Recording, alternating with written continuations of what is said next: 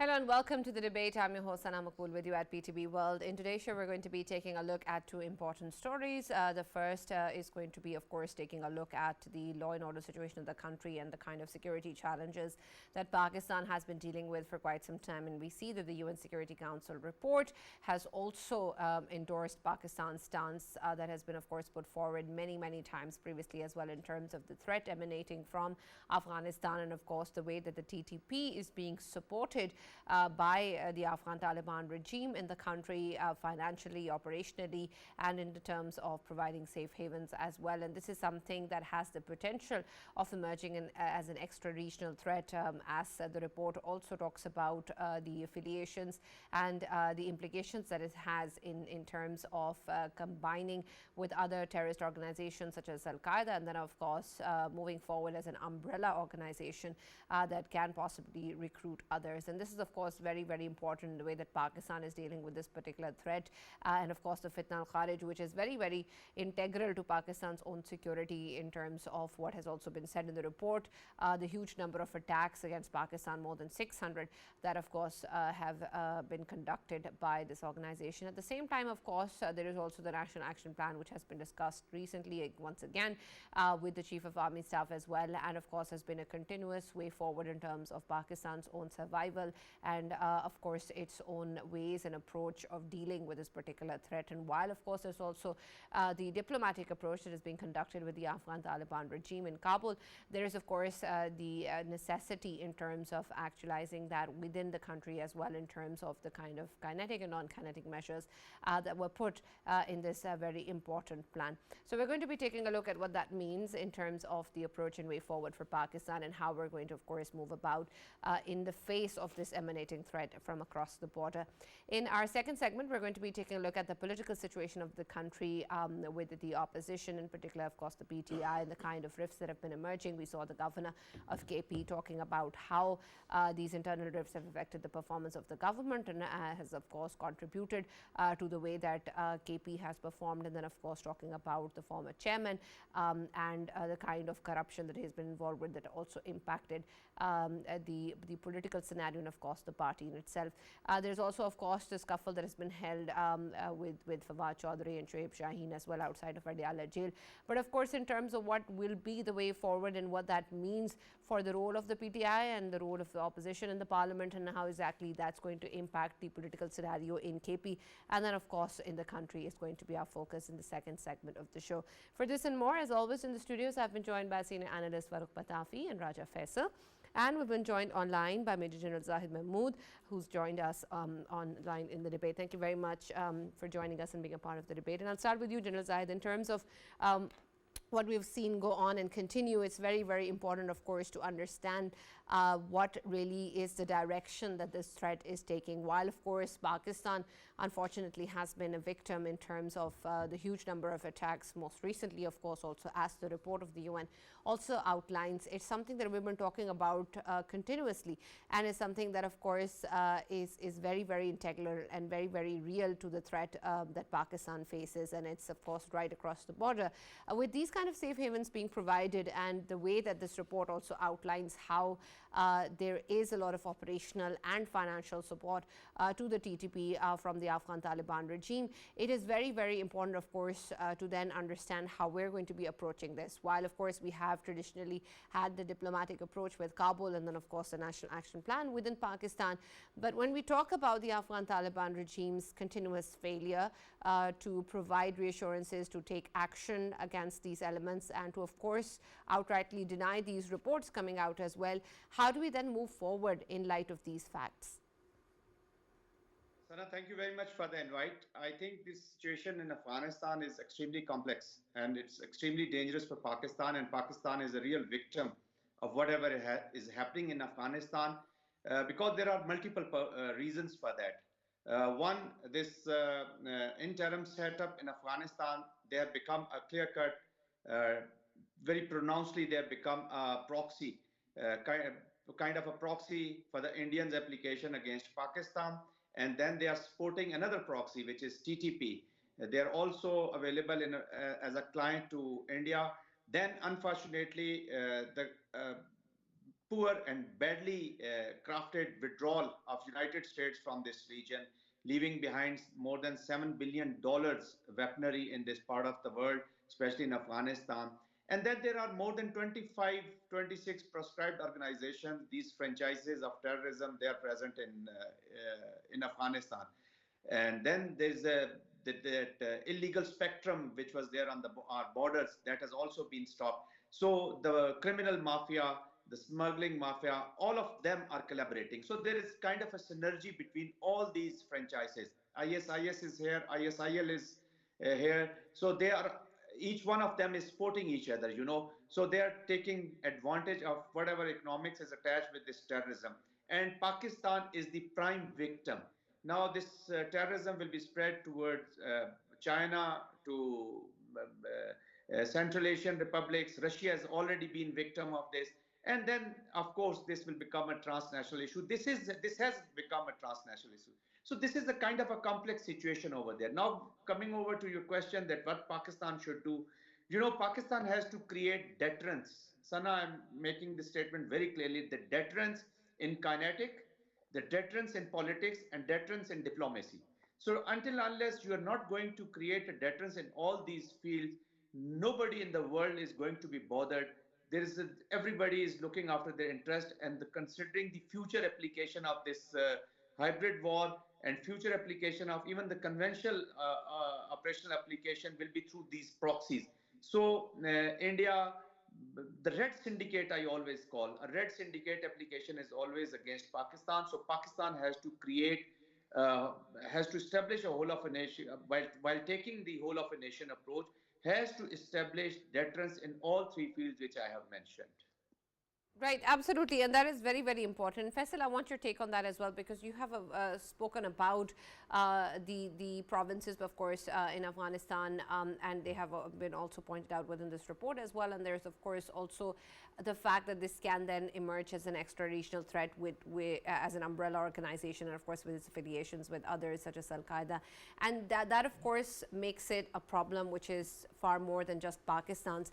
But of course Pakistan has been putting forward this stance of how it's been dealing with this issue, and of course how the safe havens that are being provided within Afghanistan are directly impacting the terrorist activities within Pakistan. But I want your take in terms of when this is a threat that has the potential of affecting countries, not just Pakistan, but of course within the region and then outside of the region as well. Then how is it that Pakistan can actually contribute towards the international community understanding this as a threat to them as well, as a threat that's not just existing in Pakistan, that is not just a problem for the region or these 2 or 3 countries. It is a far bigger problem. And so what needs to be done about that? Yes, Sana, you're very right about it, and of course we have highlighted it time and again in past as well, that the kind of situation which is brewing in Afghanistan right now, of course it is not going to stop here.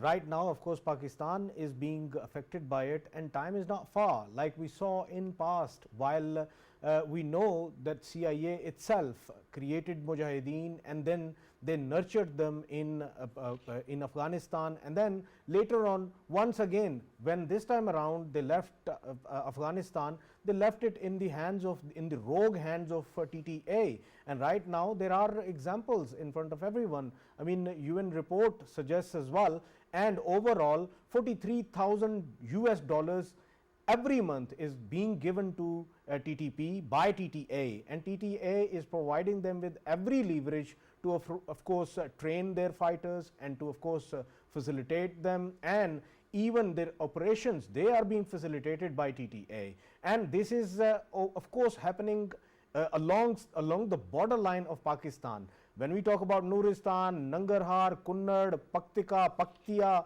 all of these provinces, of course they are having sanctuaries, they are having training grounds, and from there, of course, not even TTP, but BLA, BLF, they are being supported as well. They are being, catered as well, and they are carrying out their activities. In recent times, of course, in Balochistan, I mean, in southern part of Pakistan, there were a high magnitude of activities by BLA, BLF, and the reason behind it is that they are seeing a freedom, a kind of freedom to them, which is provided to them within Afghanistan by TTA. If it is not their country's policy, if it is not their administrative policy, then somebody down the line, of course, they will be aligned to them, and they are carrying out. And this is what they need to probe. This is what they need to, of course, figure out what's going on in there. And who is to be blamed? I will once again say CIA is to be blamed. I will once again say Americans are to be blamed. Why? Because every time they leave Afghanistan as a mess, and who gets affected by it? Of course, Pakistan gets affected by it. And this time around too, when they left, of course, they didn't finish them. On top, they left around $82 billion worth of the arms in their hands, and the very arms, they are being sold as if they are peanuts. And when they are getting sold, the very weapons are being used in different activities in Pakistan. Who was supposed to ensure it? And now, of course, you know, Western countries as well as Pakistan, everyone need to put pressure on US and put pressure on CIA that this is their mess that they created, and they were the ones who actually brought in all of the Taliban's TTA in Doha, and they committed to them that they will never be allowing their land to be used against any of the neighboring countries, including Pakistan. But will that work? Once again, will that work? It will work. It will work. The right pressure will work this time. Why? Because this menace not only is affecting right now to Pakistan. Don't forget, there was something called Al-Qaeda, and that Al-Qaeda, nobody did anything about it. Everyone called them Mujahideen, who are waging a war against, of course, the Soviets, and they were there to, of course, finish them all, and that's what they were there for, and they were hailed as if they were heroes. And then later on, what happens is the very, Al-Qaeda people, they were involved in Bali bombings, Madrid bombings, and then if we take the traces of London underground bombings, they were there. Then 9/11, they were there. Every single one of them, the incidents, they were, of course, tracing them back to Afghanistan at that time. Who knows, this time around, the kind of support TTP is getting. Right, I understand that, so Faisal, but in terms of the way that we can actually exert the pressure,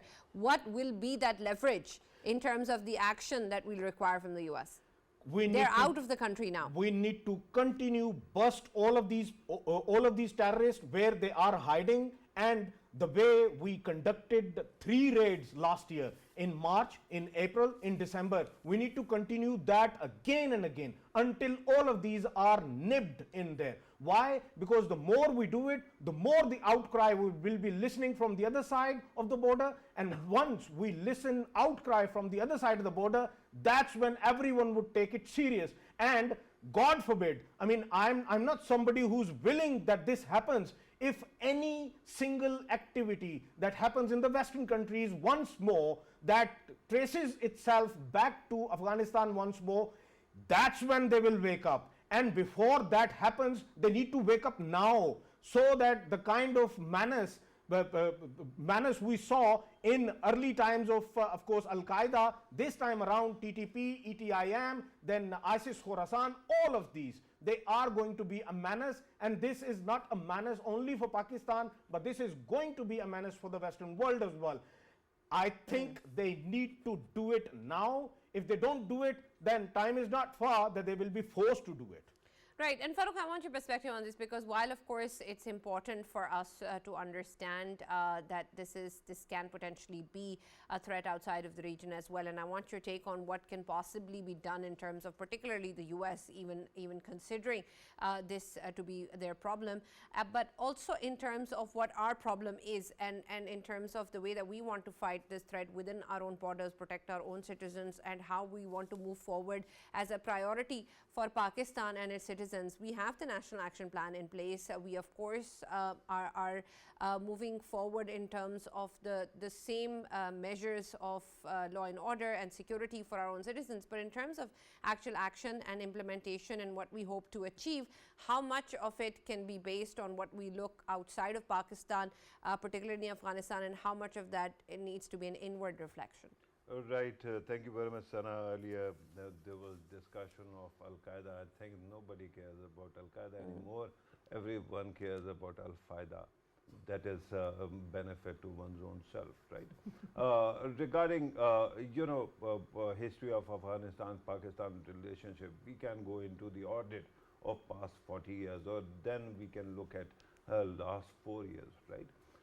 And the fact is that while we can keep on blaming the US, I believe that back in those days when the withdrawal was taking place, I think I was the lone voice that was actually complaining about the way the withdrawal took place, the way Ghani government actually crumbled, and I was cautioning everybody before the withdrawal that a Taliban-led government in Afghanistan will mean bedlam for everybody. I kept on saying this. You were here, Sana. Repeatedly, I said it. Nobody listened, right? The fact is that when you talk about state of affairs of what is happening in Afghanistan, here is the bottom line. You can keep on talking about, as the UN report also does, and Faisal does, about Kunnar, Paktika, whatnot. But real problem lies in Kabul. Kabul has historically never taken cognizance of our complaints. It was true back in 2001, before the government fell.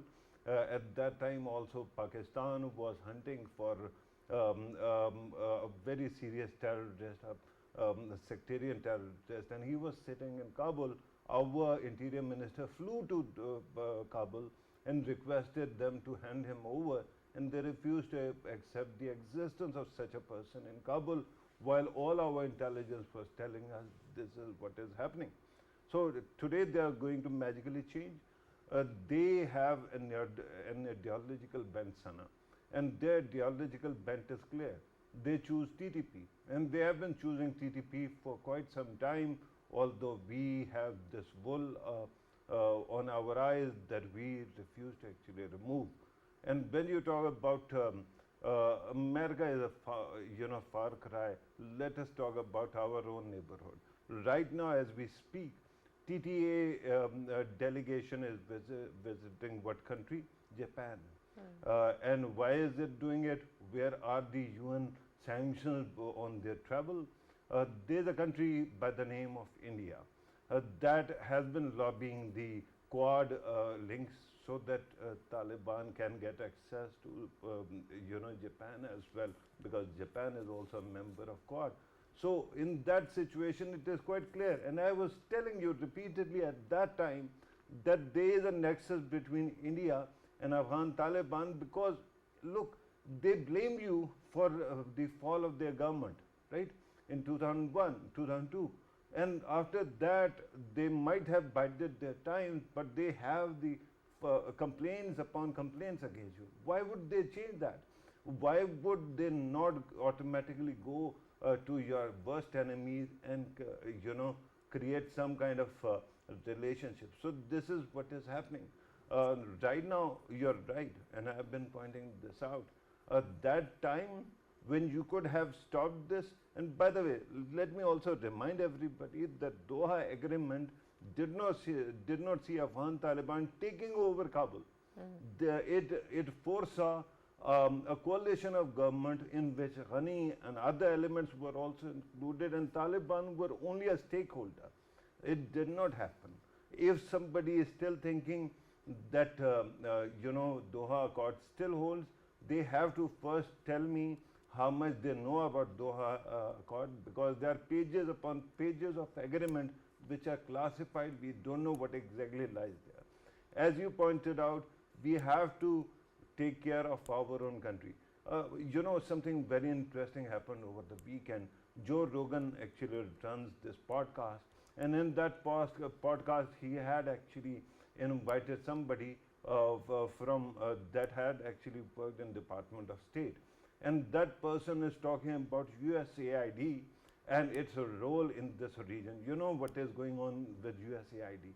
So his claim is that a lot of money in the past 4 years went to Afghan Taliban per se, and their own organization, right? Who was lobbying that? Do you think Pakistan could lobby that kind of money for Afghan Taliban? No, Indians were.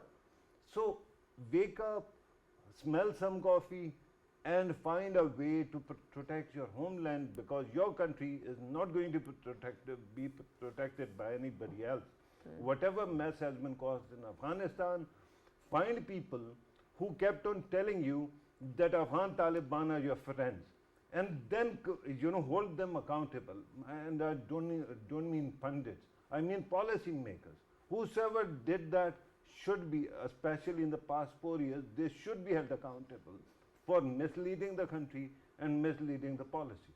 Right, absolutely. And General Zahid, I want your take on this too, particularly when we talk about the National Action Plan. We had the Chief of Army Staff also speak to a couple of politicians previously as well. He's spoken about this before. The National Action Plan, of course, is very, very important and integral to our fight against terrorism. And while this agenda was, of course, great in letter and spirit, the way that we have, of course, seen our fight against terrorism evolve and where we stand today, do you think that perhaps there is a need to reevaluate this National Action Plan and also take a look at the way of our strategy is going to be, both in terms of military action, in terms of diplomacy, and in terms of the kind of political elements that we need within our country in order to make it successful? The plan, of course, while we talk about the operational level, has of course been conducted previously as well, and we've had some very, very successful operations in the country. But what else is needed to ensure that we provide and continue with that stability? Sana, I think much more important thing is to re-establish the will to act on this national action plan. Will of the state, will of the people of Pakistan must be manifested through practical actions. This national action plan is a comprehensive plan, but unfortunately, not that I'm an ex-military, but other than the military prong, other than the kinetic application, the rebuild, the lawfare, then the socio-economic improvements, and addressing other issues, none was implemented in true letter and spirit. After this resolution, after the Security Council resolution, and after the Security Council evaluation, I think the National Assembly of Pakistan and the Senate of Pakistan should have been convened immediately to show the consensus that we are one to fight this terrorism. We are the victim. Whole world should have been shown through our National Assembly proceedings that this is a big concern. Unfortunately, people talk about 9/11, people talk about 26, people talk about 7th October. These are the dates when the Judas, I mean the Israelis, are the Americans, are the Indians, are the British, they were targeted. So they always talk loud about these dates. Who speaks about 16 December, the APS, when every day, every second day, we are facing 9/11? That's is happening because it's an ignored story. We are again being we are betrayed. We are being ignored, and unless we will not make people realize that this is, look, we are also victim of this terrorism. Trump, he has been speaking about the Islamic radicalization. The terrorist has nothing to do with the religion. And then the countries that make target, like Iran because of the Middle East, then Pakistan because of Afghanistan and India. And the Muslim countries are always under the thumb. So we need to establish our will. We need to take care of whatever is happening around us through our offensive diplomatic maneuvers, through our offensive politics, and through our offensive kinetic. As far as military application is concerned, Chief of Army Staff is very clear that they will pursue all the targets wherever they are, inside Pakistan and in Afghanistan. Even probably yesterday or day before yesterday, there were 9, they were hunted down, who were trying to cross the international border into Pakistan at night. So they were taken down. So all the military application is going in a fine way, but we have to reestablish our will, and we must manifest that we are serious about handling this menace, and the international community must work on their part, to address the issue, because they are the responsible for this mess in Afghanistan. So they need to take action. Right. General Zahid, you spoke about the will in implementing the National Action Plan, and I want you to elaborate a bit further on that, particularly in terms of the kind of political will that we need across different provinces, and of course, the way that we need the intelligence sharing and implementation in terms of the kind of political elements that exist within our own country as well. So, I want your take in terms of whether or not you think there is cohesion and agreement in terms of moving forward with the National Action Plan. So unfortunately, we are doing more of a lip service rather than taking a collective action. Now, although Khyber Pakhtunkhwa, they are trying to send a Jaeger to Afghanistan, but this should have been done by the federal government. This should have been done in collaboration. And then there are elements inside Pakistan, who are trying to take advantage of this situation in a political, to pursue their political motives, then there are a few elements inside Pakistan who are linked with the economy, which is linked with this terrorism. Then there are elements in Pakistan who are linked with the illegal spectrum, which is there. So no, this kind of environment in Pakistan and Balochistan especially, and in Khyber Pakhtunkhwa, this is suiting their designs, unfortunately. So we need to address them also. But the collective will of a nation has to be shown through federal with the support of all the provincial assemblies and the provincial leadership. We should be talking about three major things, that is security, economics, and then the political stability. But unfortunately, we are already involved in a very petty manner. That's why people are not taking us seriously, to be very honest, because of mess inside our home. So we need to address that, and especially the provincial governments. So after the 18th Amendment, they have a huge responsibility. Then they have the huge responsibility to provide security to the people of their areas, who are the real victims. Main victims of this war are people from the Khyber Pakhtunkhwa and Balochistan. And then, the economic interest of this country also is associated with this. Chinese already have some apprehensions about this security. They have been raising all these issues. So the window is very short, and the international application and international friendship is of with their interest. So it's not an emotional relationship. Even our best of the best friends, once they will see that Pakistan is not addressing the core issues, so they might take out their investment, and that is not a very good proposition. Right. And General Saab, there is, of course, also the move in terms of the Afghan refugees. There was, of course, a lot of action in terms of curbing illegal activities within Pakistan. And this is, of course, very, very important in terms of how Pakistan has hosted them for many, many decades.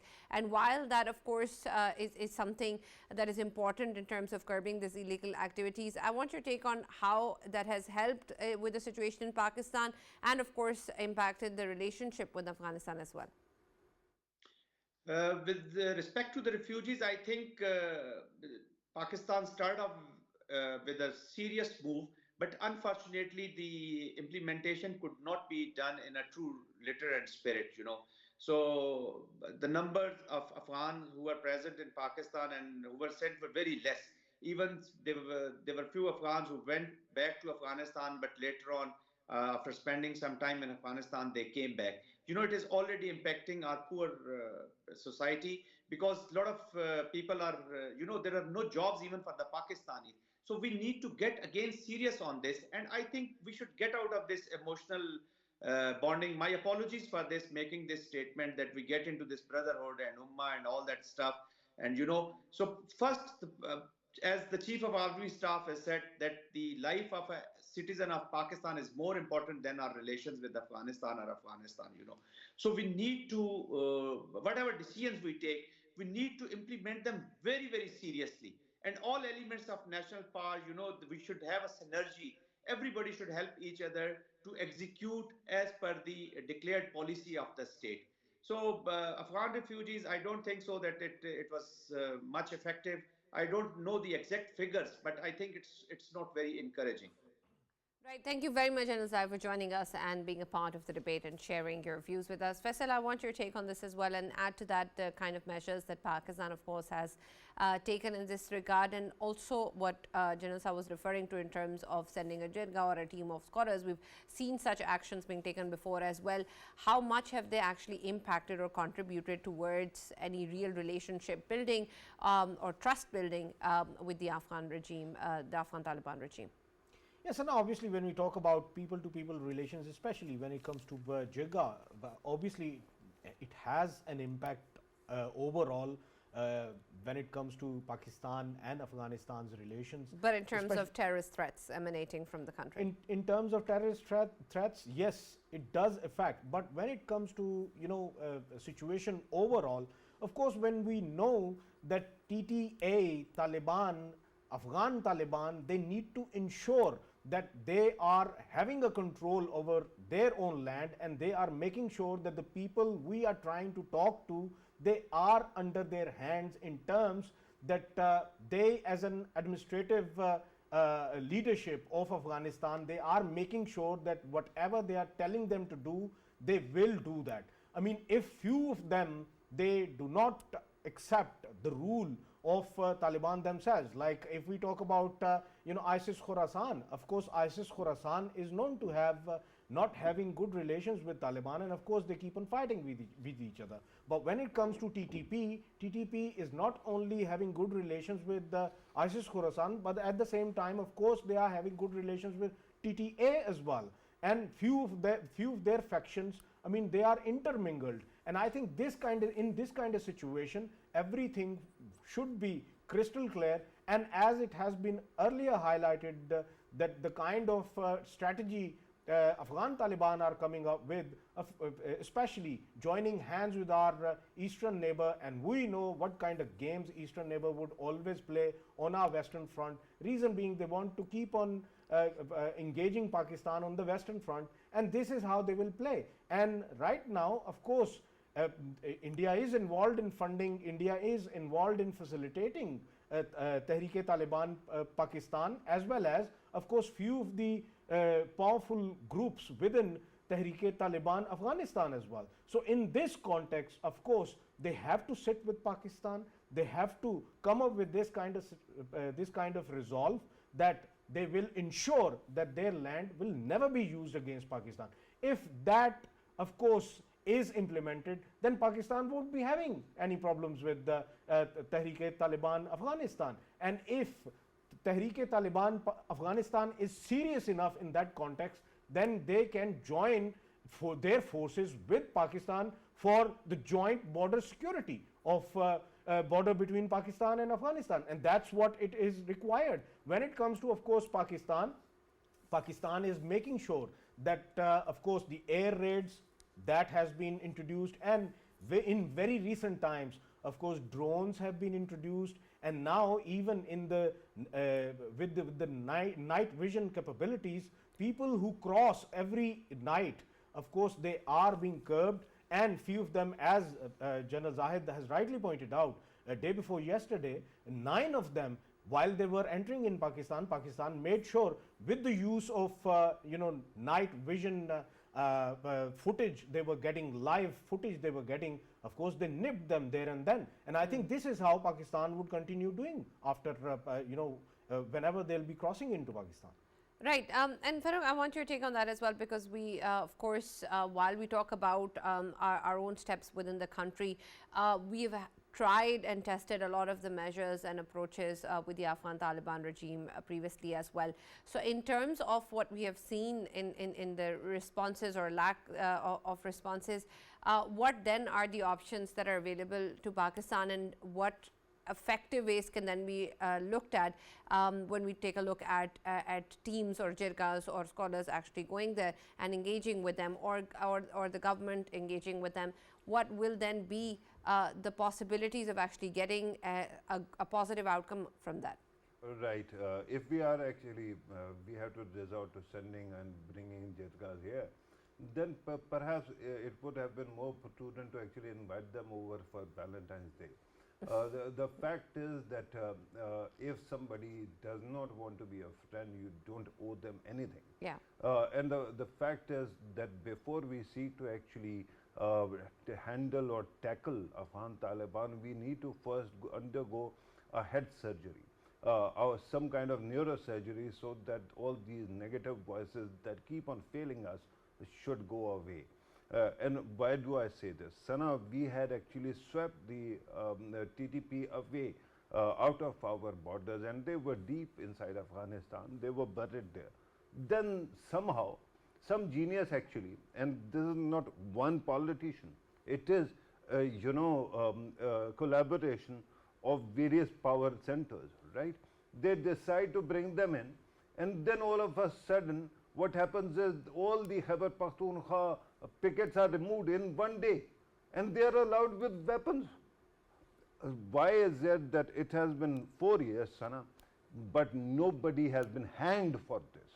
This is high treason. This is every child that dies. I see these soldiers, these officers dying, young officers, they're like children to us, right? They could have been our children.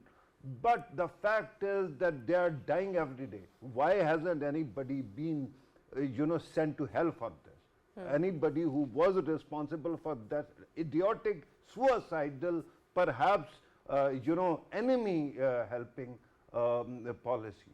This is one thing. Once you have actually taken care of that, then comes the idea of how to tackle the enemies abroad and enemies within. And frankly, Sana, Donald Trump's victory has taught us one thing. There is this dark side of charisma that you have to actually look at and understand what does it do. Why do you think Donald Trump was brought back to power? Because his point about border being broken was proven to people, and they realized that there is so much infiltration.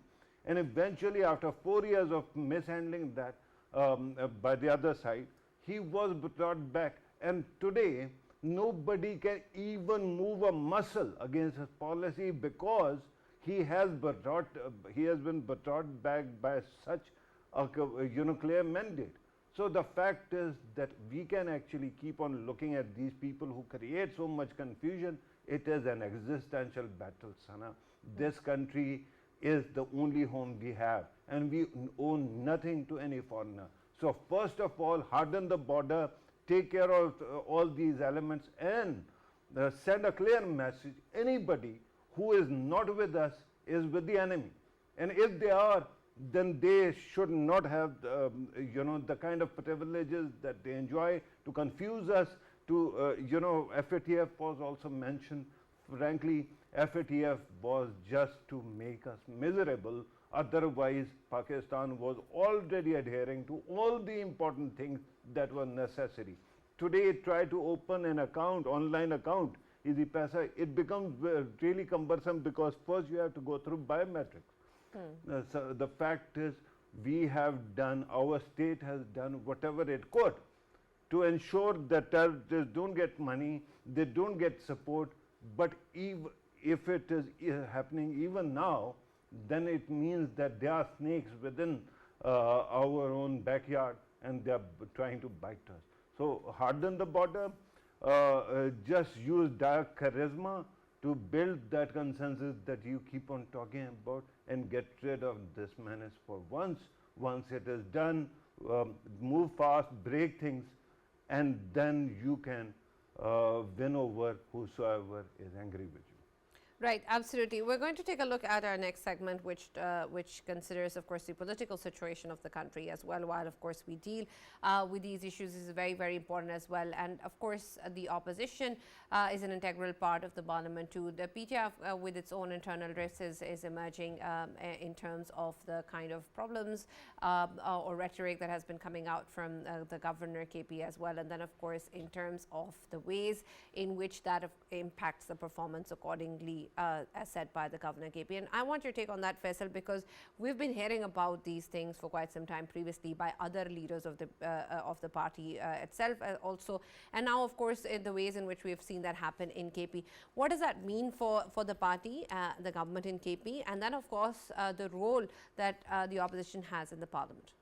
Yeah, obviously, Sana, if we talk about the opposition, first of all, opposition's role is obviously to play a role positively in terms of policy making, in terms of law making, and of course ensuring that the administration is delivered at its best. But of course, we are not seeing that right now. When we talk about KPK's government, of course, we have been seeing that they themselves are of course taking care of their government, and the kind of slurs we have been listening, they were coming against CM of KPK in past for whatsoever reasons, for whatsoever preferences he's having. And of course if somebody says that twice he came to Islamabad with the procession and he was nowhere to be seen, suddenly he simply rushed out somewhere and vanished. But that too is something to do with his own preferences and with his own criteria of his job. And his job, of course, immediate job is to be CM of KPK, and he needs to ensure that the whole KPK under him is safe enough, and under him is, of course, administration is being delivered, and all of these things he's assigned to look after. But when we talk about overall political party, Pakistan Tehreek-e-Insaf, PTI, it revolves around one man. We have time and again talked about it, and this very reason in which we are seeing that different factions, they are fighting each other, and one of them is, of course, Sher Ali Marwat. Sher Ali Marwat, I mean, I've been listening him today. He was saying that he himself will go to the former chairman Imran Khan, and he will meet him and he will ask him why did he kick him out, because he believes that the only people who are supposed to meet or allowed to meet with the former chairman, they are the ones who are telling anything, and that's the only source of information the Prime Minister himself, former Prime Minister and former chairman is resorting to, and he is not figuring it out because he hasn't got any other source. Same is the case with former leader of PTI, Fawad Chaudhry. And if we talk about Fawad Chaudhry, he had a scuffle with Shaheen, Barrister Shaheen, and then he having that scuffle, and after that whatever has happened, of course it shows that he himself is disgruntled on the cherry-picked people who are allowed to meet with the former chairman, and they are the ones who are actually portraying a picture in front of the chairman himself. And these people who are outside, they can't do anything about it, and this is the only thing they could do about it, that they are openly, of course, blaming that very group that is allowed to or assigned to meet with the former chairman. And this is all about that. When it comes to who has more weightage in the eyes of the former chairman and who hasn't got any weightage, I think only time will decide. Whenever the former chairman comes out, whenever in future he comes out, or if he gets a chance to come out, I think he himself would probe, he himself would deeply dig into whatever has been happening within the party and who's been fighting whom and how they have been mentioning each other. He himself would be, of course, noting it down and making the decision.